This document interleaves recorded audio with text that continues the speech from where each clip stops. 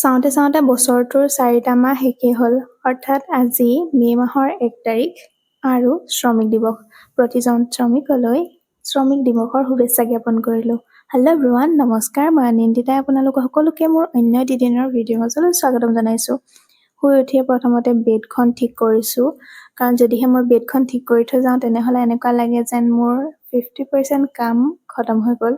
গতিকে প্ৰথমতে সেয়া কৰিলোঁ। তাৰপাছত ফ্ৰেছ হৈ লৈ প্ৰথমতে খালোঁ মোৰ ডিটক্স ড্ৰিংক। তাৰ পাছত ৰুমটো চাফ চিকুণ কৰি লৈছোঁ। মজদুৰি আৰম্ভ।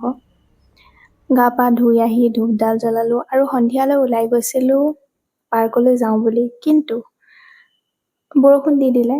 গতিকে তাৰ পৰা উভতি আহিলোঁ, কিন্তু ৰাস্তাত আকৌ বৰষুণে পোৱাত সোমাব লগা হ'ল মেলাত। সোমালোঁ, কিন্তু মোৰ লাভেই হ'ল। এইখন এখন কিতাপ মোৰ নতুন কালেকশ্যনত গোট খালে। আজিলৈ ভিডিঅ'টো ইমানেই।